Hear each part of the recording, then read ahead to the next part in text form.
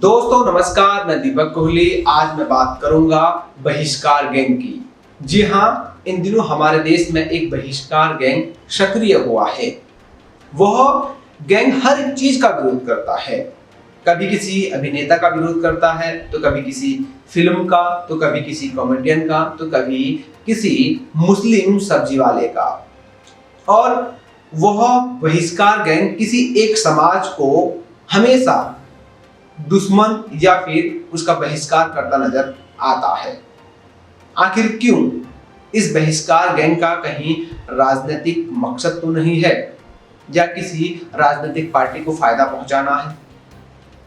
अगर यह बहिष्कार गैंग किसी राजनीतिक पार्टी को फायदा पहुंचाना चाहता है, तो फिर इसके पीछे क्या कारण है?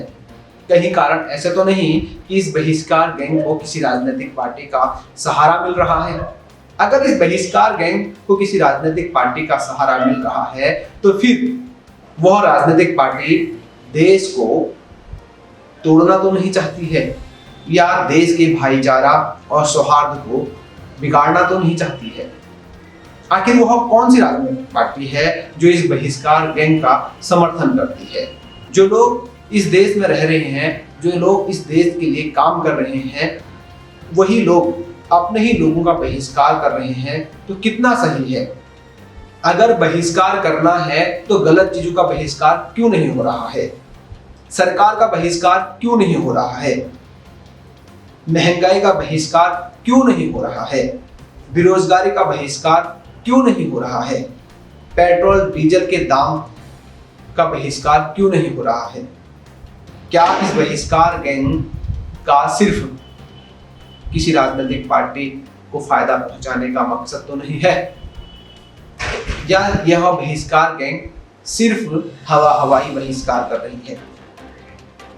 अगर सच में यह बहिष्कार गैंग देश में हो रहे गलत चीजों का बहिष्कार करना चाहती है, तो फिर यह उन राजनेताओं का बहिष्कार क्यों नहीं करती जो राजनेता 15 करोड़ या 10 करोड़ में अपनी राजनीतिक पार्टी को छोड़ देते हैं, या उन नेताओं का जो दूसरे पार्टियों के विधायकों को खरीद लेते हैं? क्या इस बहिष्कार गैंग का किसी राजनीतिक पार्टी से संबंध है? खैर छोड़िए, इन बहिष्कार गैंग वालों को क्या मिलता है? क्या इन्हें कोई राजनीतिक पार्टी पैसा देती है, या कोई राजनीतिक पार्टी इन्हें सामाजिक समर्थन देती है? इन्हें क्या मिलता है किसी व्यक्ति या किसी फिल्म या फिर किसी संस्था का बहिष्कार करके? खुशी, प्रसन्नता, या फिर पैसा, या फिर कुछ और, या राजनीतिक फायदा? कितना, कब तक और क्यों? आप भी सोचिए, इस बहिष्कार गैंग का मकसद क्या है? हर चीज का बहिष्कार करना कितना सही है? धन्यवाद।